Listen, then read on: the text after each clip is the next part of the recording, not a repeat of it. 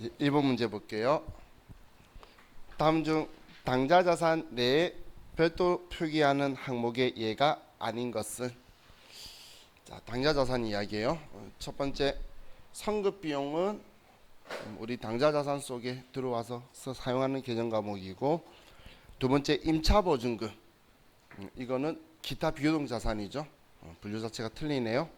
그래서 2번은 틀렸고, 3번 단기 투자 자산, 이건 당좌 자산에서 단기 매매 증권이나 이런 것들 금융 상품들 쓸 수 있는 거죠. 그리고 매출 채권도 당좌 자산으로 쓸 수 있고, 그래서 2번이 틀렸네요. 자, 다음 3번. 자, 재고 자산 원가 흐름에 대한 가정 내용 중 옳지 않는 것은? 자, 1번 개별법은 실제 물량 흐름과 원가 흐름을 정확하게 일치시킨다. 얘는 1대1로 정확하게 하는 거니까 가장 정확한 원칙적인 방법이다 라고 하면 맞고, 두 번째, 이동평균법은 재고자산의 수량이 바뀔 때마다 단가를 새로 평균 내는 방법으로서 실질재고조사법 하에서의 평균법이다. 자, 우리 기억이 안 나실 수도 있는데 옛날에 이런 표현을 썼어요. 제가 가중평균법이라고 쓰면서 물량 흐름의 가중법에서 우리가 가중평균법에 유동평균법하고 총평균법이 있는데, 유동평균법은 수량 결정 방법을 계속기록법 쓰는 곳에서 쓰는 거고, 총평균법은 수량 결정 방법을 실질재고조사법 쓰는 곳에서 쓰는 거고, 그럼 지금 여기에서는 지금 이동평균법 이야기하고 있으니까 계속기록법을 쓰고 있는 곳에서 사용하는 곳이어야 되는데, 실질재고조사법 하에서라 적혀 있어서 2번은 틀린 지문이죠. 자, 다음 3번은 후익선출법은 물가 하락 시 선입선출법보다 이익이 상대적으로 과대 계상된다. 물가가 하락하면 후익선출법이 이익하고 기말재고자산이 크죠. 자, 그리고 4번에 선입선출법은 후익선출법보다 수익비용 대응이 부적절하다. 후익선출법이 수익비용 대응의 원칙에 잘 맞는 거니까, 얘가 제일 정확한 거니까 4번도 정확한 지문이죠. 그래서 2번이 틀린 거네요. 자, 다음 3번. 다음 중 자본의 구성 요소가 아닌 것은? 자본의 구성 요소는 자본금, 자본잉여금, 자본조정, 기타 포괄손익누계액, 이익잉여금 이야기하는 거예요. 근데 재무제표인 자본변동표가 4번에 들어와 있네. 그래서 4번이 틀렸죠. 자, 다음 4번. 다음 거래 형태별 수익인식 기준 중 잘못된 것은? 1번, 이번엔 수익이에요. 위탁 판매에 위탁자가 수탁자에게 물건을 인도하는 시점, 이건 팔아달라고 줬을 때는 수익인식 하는 게 아니죠. 제3자에게 수탁자가 팔았을 때. 그래서 1번은 틀렸고, 시용 판매는 고객이 구매 의사를 표시한 시점, 그때 우린 수익인식 하는 거고, 상품권 판매는 상품권을 회수하고 재화를 인도하고, 이 두 개 전부 다 명시 정확하게 잘 해뒀네요. 그렇죠? 다음 4번에 일반적인 상품 및 제품 판매는 인도한 시점. 그래서 틀린 답은 1번이 틀렸어요.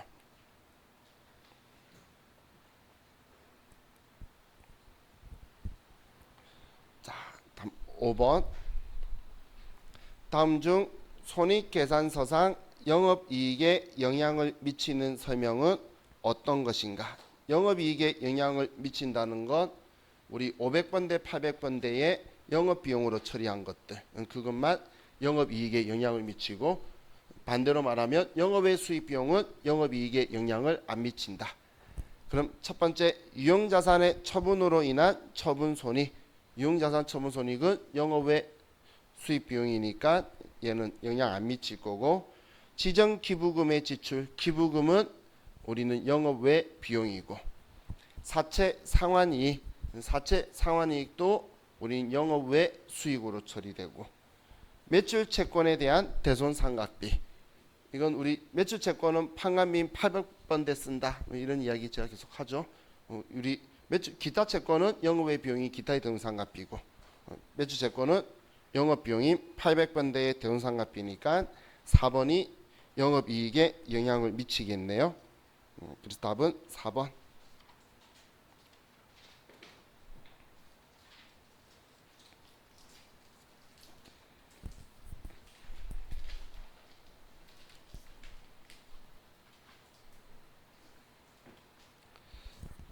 다음 이제 1번 문제를 볼게요. 우리 교재 561페이지. 페이지도 말 안 하고.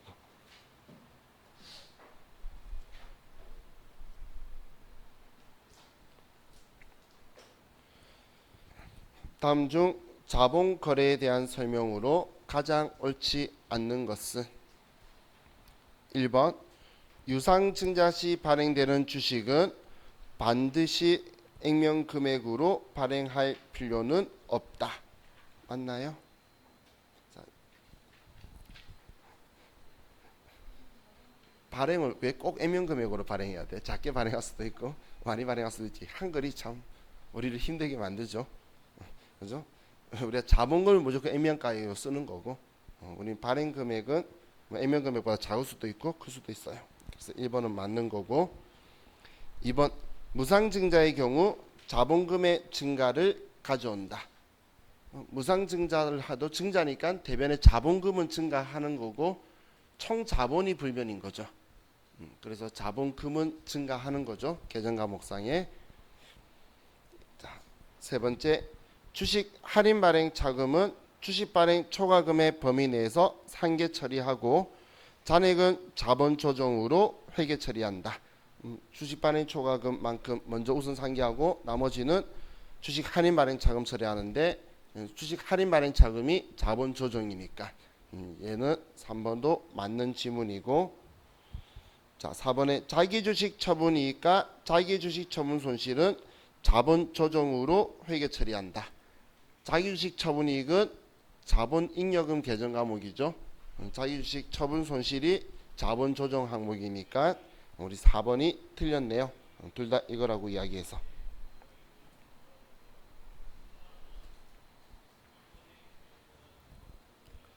자, 다음 2번 주식회사 나라는 2020년 4월 1일 다음의 조건으로 1,000만 원을 차입하였으며 차입일에는 이자 비용에 대한 회계 처리를 하지 않았다.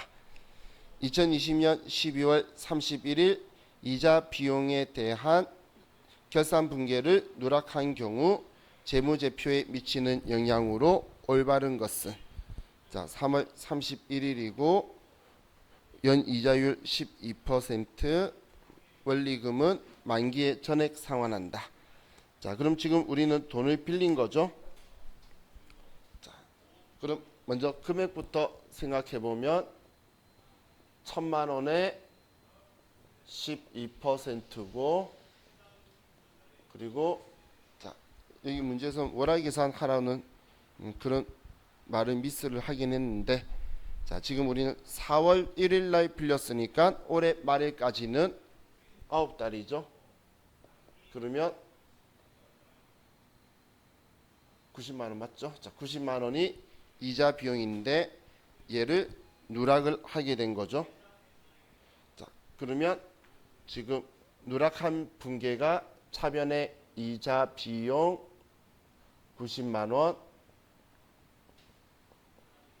미지급 비용 90만 원.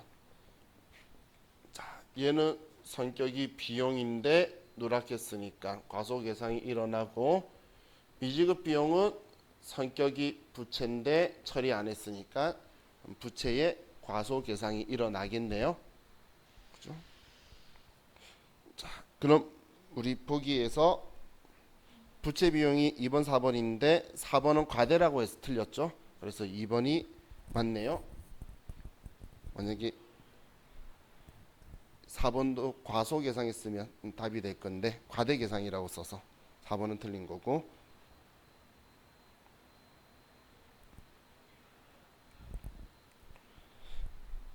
자 다음 3번 다음의 자료에서 설명하는 재고자산의 평가 방법은 자, 첫 번째 일반적인 물가 상승 시 단기 순이익이 과소 계상되어 법인세를 절감하는 효과가 있다. 물가 상승할 때 이익이 작다면 일단 후입 선출법 쪽을 생각해야 되겠죠. 자, 기말 재고 자산이 현 시가를 반영하지 못한다. 옛날에 산 게 남아 있다는 이야기네. 그럼 최근에 산 거 샀다니까 후입 선출법 쪽으로 확 쏠리죠. 디플레이션 시에는 경영진의 경영 실적을 높이려는 유혹을 가져올 수 있다. 물가가 하락한다면 그렇게 표현이 되고 있는 거죠. 그래서 우리에는 후입 선출법이 답이 되겠네요. 답은 2번.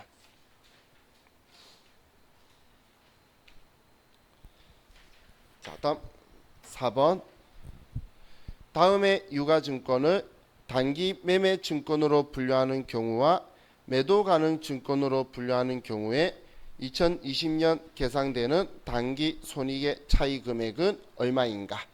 자, 손익 차이 금액 물어봤어요. 일단 네오박스 볼게요. 주식회사 대한은 A회사 주식 1000주를 주당 5,000원에 매입하면서 거래 비용으로 5만 원이 발생하였고 기말의 공정가치가 5,500원으로 평가되었다. 자, 제가 안 쓰면 여러분들 머릿속에 이해가 될까요? 자, 먼저 이건 생각할 수 있을까요? 매도 가능 증권은 수익 비용을 하나도 인식 안 했어요. 그건 생각할 수 있을까요? 왜냐하면 사올 때에 거래 비용, 부대 비용 5만 원도 취득원가에 포함했을 거고 기말에 평가했을 때도 그냥 매도 가능 증권 평가 이익이 처리한 것도 그냥 우리 기타 포괄 손익 누계 처리했으니까 영업외 수익 비용 처리한 거는 하나도 없다는 이야기예요. 매도 가능 증권은. 무슨 말인지 이해가시나요? 그럼 단기 매매 증권에서 수익 비용 발생한 것만 파악하면 그 둘이 차이가 되겠죠. 그죠? 일단 단기 매매 증권부터 하고 매도 가능 증권 볼게요. 자, 그럼 단기 매매 증권은 처음에 취득할 때에 우리는 1000주를 5,000원 그러면 차변에 단기 매매 증권 500만 원. 자, 그리고 대변에 돈을 줄 건데 이때 수수료 5만 원까지 해서 505만 원을 지급을 했죠. 그리고 5만 원의 수수료 비용이다. 영업외 비용으로 처리했어요. 자, 그리고 기말에 우리는 5,500원이면 550만 원이라서 차변에 단기 매매 증권 50만 원 높이고 단기 매매 증권 평가 이익 50만 원이다. 이렇게 높여서 영업외 수익을 인식했겠죠. 이게 단기 매매 증권 이야기죠. 그럼 단기 손익에 인식한 거는 얘들이 순액으로 하면은 수익이 45만 원이 발생을 한 거죠. 50만 원 이익이라 했고 5만 원 비용 처리했으니까 45만 원의 이익이 늘어난 거죠. 그죠? 자, 근데 매도 가능 증권은 이렇게 처리 안 했을 거예요. 자, 이제 좀 작게 쓸게요. 매도 가능 증권 505만 원, 현금 505만 원 이렇게 처리했을 거고 샀을 때부터. 그리고 기말에는 매도 가능 증권 45만 원 올리면서 매도 가능 증권 평가 이익 45만 원 올렸을 텐데 얘도 300번대 자본을 썼을 거니까 얘는 아무것도 인식 안 했다는 거예요. 그래서 매도 가능 증권은 살 때부터 손익을 인식 안 하고 있다가 기말에 한 방에 처리해 버리는 거죠. 기말이래 죄송해요. 처분할 때 한 방에 처리해 버리는 거죠. 그렇기 때문에 얘는 뭐냐 안 했고 그럼 차이가 45만 원 차이인 2번이 되겠네요.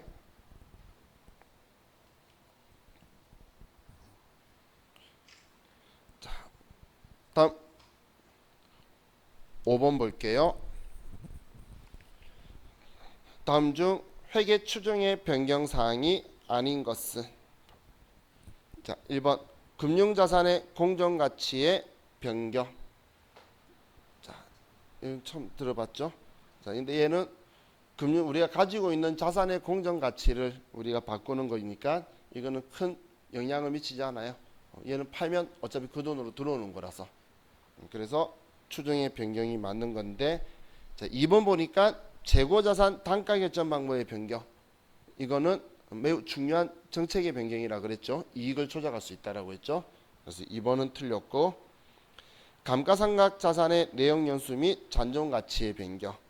그리고 4번에 매출 채권에 대한 대손 설정 비율의 변경. 이런 거는 우리는 추정의 변경 보는 거니까 답은 2번이 틀렸어요.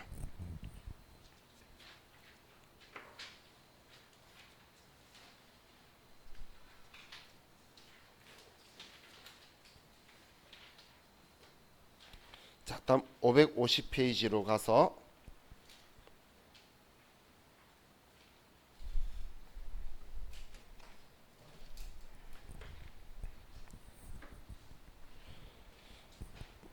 자, 550페이지 1번.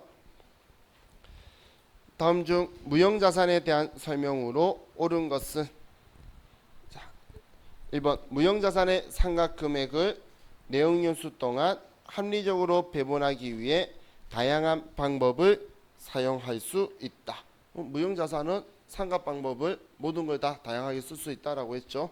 뭐 특별하게 틀린 게 안 보이죠.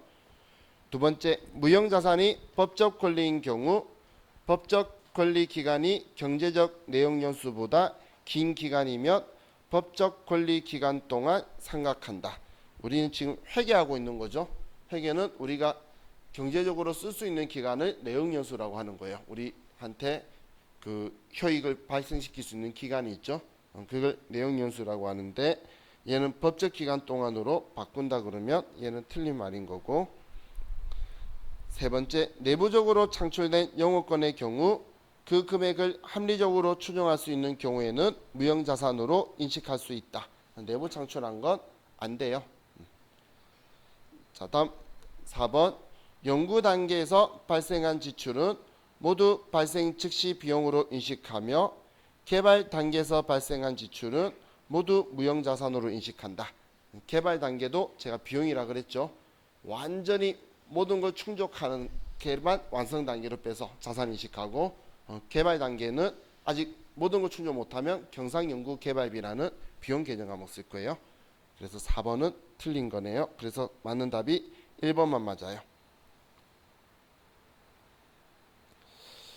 자, 다음 2번. 다음 중 자본의 실질적인 감소를 초래하는 것으로 가장 적합한 것은, 자, 자본의 감소를 일으키는 거예요. 자, 가에 결손금 보존을 위해 이익준비금을 자본금에 전입하다. 이익준비금을 자본금에 전입하면 차변엔 이익준비금, 대변엔 자본금이라고 나오는 무상증자의 분계가 나오는 거죠. 그래서 가는 자본의 변화가 없고, 나는 현금 배당을 실시하다. 현금 배당하면 우리는 이익잉여금이 줄어들게 되죠.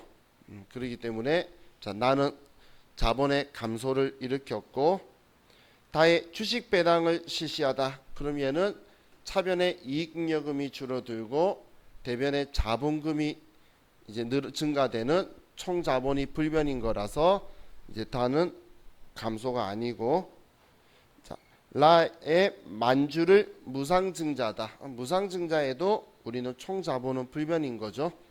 그래서 라도 감소를 안 시키고, 자, 마의 액면가액 5,000원인 자기 주식을 4,000원에 취득 후 바로 소각하다.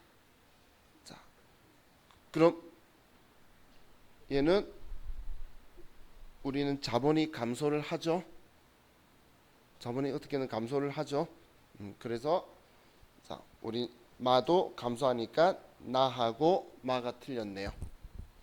자, 제가 이런 표현 썼어요. 증자는 무상이 아니고 단돈 1원이라도 받으면 자본이 증가하고, 감자는 우리가 무상이 아니라 단돈 1원이라도 지출이 됐다면 그거는 자본의 감소가 일어난 거예요.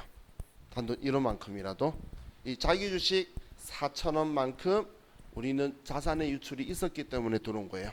그렇기 때문에 얘도 자본의 감소가 발생하는 거예요. 그래서 답은 2번이 되죠. 자, 다음 3번. 자본적 지출로 처리해야 할 것을 수익적 지출로 잘못 회계 처리한 경우 재무제표에 미치는 영향으로 옳지 않는 것은. 자, 아까 전 문제하고 반대인 것 같아요. 그죠?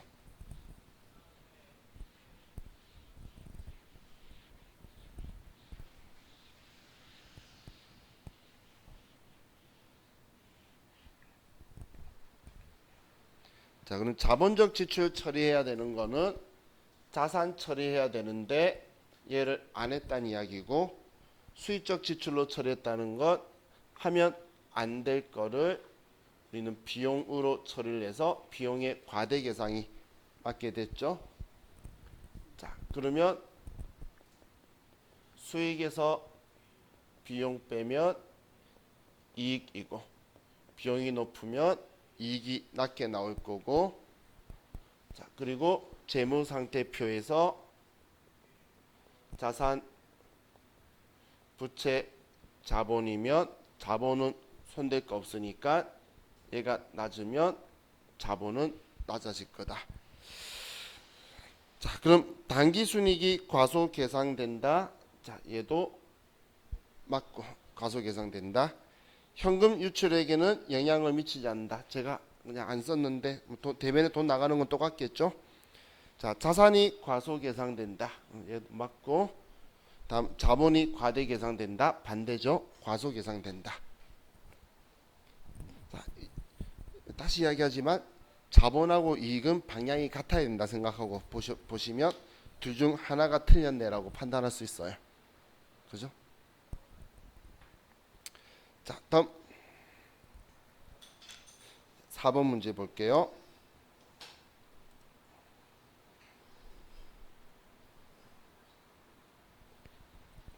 다음 자료를 기초로 하여 매출 원가를 계산하면 얼마인가?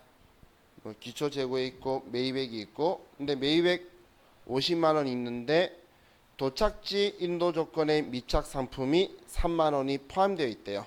그럼 매입액인데 도착지 인도 조건인데 아직 운송 중이면 내 거 아니죠. 근데 포함되어 있으니까 그럼 3만 원은 빼줘서 계산 이따 할게요. 47만 원이고, 기말 재고 자산은 5만 원은 창고 보유분인데 시송품 3만 원 중에 고객이 매입 의사를 표시한 금액이 만 원 있으면 2만 원치는 내 거란 이야기죠. 그럼 2만 원치는 내 거고 만 원만 내 거 아닌 거고, 그럼 2만 원 더해줘야 될 거고, 적성품이 10만 원이 있는데 60%를 판매 완료했대요. 그럼 40%인 4만 원은 내 재고 자산이란 이야기죠. 자, 그럼 이제 그냥 위치 칸만 채워서 더하기 빼기만 해보면 되겠어요.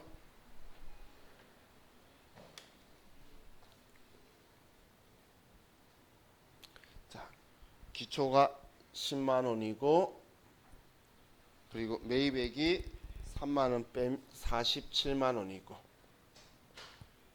기말 재고 자산이 지금 5만 원치가 창고에 있는데 우리 거가 2만 원 하고 그리고 4만 원 하고 하면 얘는 11만 원이죠. 그러면 11만 원이다. 그럼 46만 원이 우리 매출 원가가 되겠네요. 그래서 답은 46만 원이다.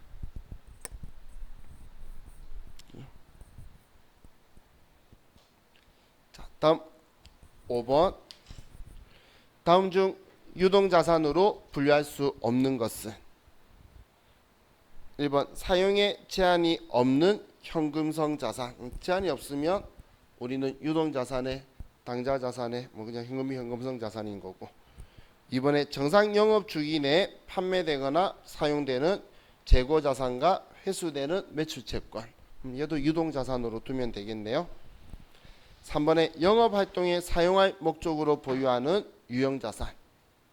유형자산은 비유동자산이죠.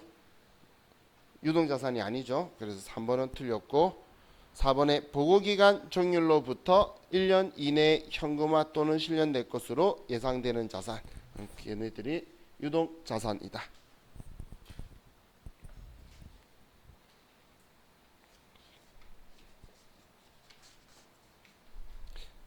계속 이런 문제만 풀어보니까 이것도 계속 보니까 하면 할만하다는 생각이 들죠? 제 생각인가요? 자, 이제 540페이지로 와서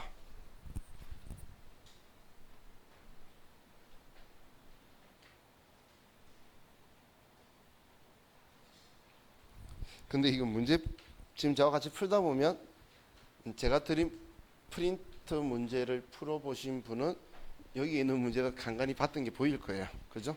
제가 전부 다 진짜 기출 문제라고 그래서 공부하시라고 드린 거라 그랬었죠.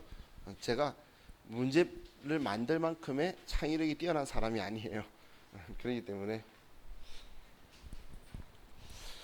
자 이제 540페이지에 1번 문제 볼게요. 다음에 회계적 오류 중 발생한 다음 연도에 자동적으로 오류가 상쇄되지 않는 오류는 자, 자동적으로 오류가 상쇄되지 않는다는 건 이런 표현을 이야기하는 거예요.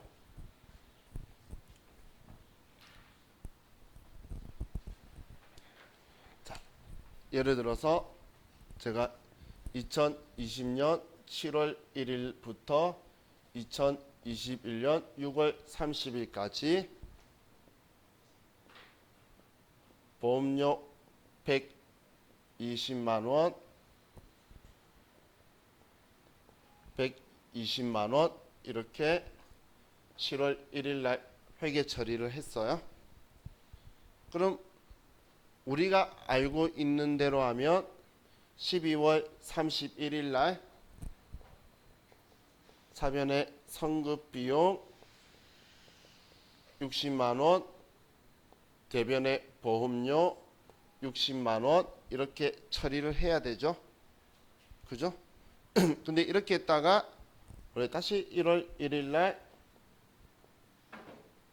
차변의 보험료 60만원 대변의 성급비용 60만원 이렇게 컴퓨터가 해주는 컴퓨터가 있고 아니면 내가 지금 2021년도 말하는 거예요. 아니면 6월 30일이나 혹은 12월 31일 날 이렇게 수정 분계를 직접 한다면 둘 중 하나에 해줘야 돼요. 이 날짜에. 그래야 21년도에 보험료가 될 거잖아요. 그죠? 근데 이렇게 분계가 되는 이유가 뭐죠? 해야 되는 이유? 내년 보험료니까. 근데 지금 여기에서는 오류라는 게 이걸 처리 안 한 거예요. 그냥 전부 다 보험료라고 뒀어요. 그럼 내년 되면 자동으로 내년 보험료니까 그냥 끝나겠죠. 기말에 누가 긁고만 안 넘어지면 어차피 내년 보험료니까 이거 처리 안 해도 되겠죠. 지금 이런 이야기 하는 거예요. 내가 처리 안 했는데 기말에 뭔가를 제가 그 차기에 발생한 거나 이런 것들인데 이걸 처리 안 했다 하더라도 내년 되면 자동으로 그 기간이 경과되면 보험료가 맞으니까 자동으로 상쇄된다 이런 표현을 쓰는 거예요. 그럼 우리 첫 번째 감가상각비의 과대계상 오류라고 적혀 있는데 감가상각한 거는 뭐 내년 된다고 해서 얘가 자동으로 기간 경과된다 이런 개념이 있는 게 아니죠. 자, 그래서 1번은 틀린 거고 자, 2번을 보시면 선수수익의 계상 누락 오류라고 적혀 있는데 선수수익이라는 건 미리 받은 수익이라 내년 수익이 있을 건데 얘 내년 되면 기간 경과하면 자동으로 선수수익은 사라져야 되는 거니까 자동으로 상실이 되겠죠. 자, 그리고 미지급 비용에 대한 것도 우리는 뭐 이자를 이제 올해 것까지 계상하라 그래서 인식해뒀는데 안 했다가 그냥 돈 갚을 때 같이 줘버렸으면 얘도 자동으로 상쇄가 되는 거죠. 그래서 미지급 비용도 뭐 특별히 신경 안 써도 자동으로 상쇄되는 거고. 자, 4번에 기말 재고자산 과소계상 적혀 있는 거 있죠. 자, 이 재고자산은 정상 영업 주기 이내에 다 소모가 될 거라고 보는 거예요. 그럼 그 다음 연도 되면 얘는 전부 다 없어지기 때문에 한 과세기간건 전부 다 상쇄된다고 자동으로 보는 거예요. 자, 그래서 틀린 거는 1번 감가상각비 과대계산 오류만 틀렸어요. 자, 다음 2번 다음 중 재고자산 평가손실로 처리해야 하는 변동사항인 것은. 자, 평가손실. 자, 분실은 아니고 우리는 평가손실은 시가가 장부가액보다 하락했을 때, 가치가 하락했을 때 하는 거죠. 그래서 답 2번 가치 하락 맞고, 도난이나 파손은 우리는 여기는 평가손실이 아니죠. 자, 다음 저라면 1, 3, 4번은 전부 다 비정상 감모손실이에요. 자, 다음 3번. 다음은 유가증권에 대한 설명이다. 틀린 것은. 자, 1번 단기매매 증권은 주로 단기간 내 매매 차익을 목적으로 한다. 맞죠? 단기간 내 매매 차익 목적. 두 번째, 유가증권은 취득한 후에 만기 보유 증권, 단기 매매 증권, 매도하는 증권, 지분법 적용 투자 주식 중에 하나로 분류한다. 정확한 표현이네요. 자, 3번 단기 매매 증권의 미실현 보유 손익은 단기 매매 증권 평가 손익으로 처리한다. 3번도 맞는 이야기네요. 자, 4번에 매도 가능 증권은 만기 보유 증권으로 재분류할 수 있으며 만기 보유 증권은 매도 가능 증권으로 재분류할 수 없다. 자, 왜? 우리는 단기 매매 증권하고 서로 재분류는 단기 매매 증권이 다른 애는 될 수 있지만 다른 계정 과목이 단기 매매 증권은 될 수 없다 했죠. 하지만 만기 보유 증권, 매도 가능 증권은 자유롭게 오갈 수 있고 지분법 적용 투자 주식, 매도 가능 증권도 자유롭게 오갈 수 있고. 그죠? 자, 그래서 4번은 두 번째 게 분류할 수 없다라고 적혀 있는 게 틀렸죠. 있으니까. 자, 다음 4번. 나 두 사람 쳐다보길래 비오는 줄 알았어. 자, 다음 중 유형자산에 대한 설명으로 가장 옳지 않는 것은.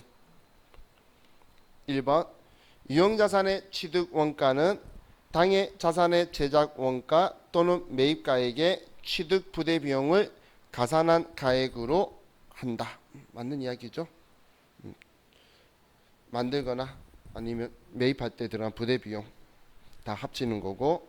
두 번째, 새로운 건물을 신축하기 위하여 사용 중이던 기존 건물을 철거하는 경우에는 기존 건물의 장부가액은 새로운 건물의 취득 원가에 가산한다. 우리 기존에 사용 중이던 건물이었으면 우리는 취득원가 포함하는 게 아니고 이거는 그 장부가액만큼 유형자산 처분 손실로 지워버리는 거였죠. 심지어는 철거비까지도 유형자산 처분 손실로 처리하는 거였죠. 이거는 사용 중이던 게 아니라 땅 쓰려고 하고 땅을 샀는데 거기에 있던 건물 철거한다면 그게 땅 취득 원가에 포함할 거고. 근데 얘는 뭐 건물의 원가 포함한다? 이런 전혀 아니죠. 2번은 틀렸고. 3번의 유형자산의 감가상각은 감가상각 대상 금액을 그 자산의 내역연수 동안 합리적이고 체계적인 방법으로 각 회계기간에 배분하는 것이다. 이게 감가상각 하는 이유고. 4번의 제조설비의 감가상각비는 제조 원가를 구성하고 연구개발 활동에 사용되는 유형자산의 감가상각비는 무형자산의 인식 조건을 충족하는 자산이 창출되는 경우 무형자산의 취득 원가에 포함한다. 당연히 유형자산 감가상각비가 무형자산을 창출하는 데 들어간 거였으면 나중에 완전히 충족해서 구성되었을 때 그걸 구성하는 원가로 들어가야 되겠죠. 그래서 틀린 답은 2번이 틀렸네요.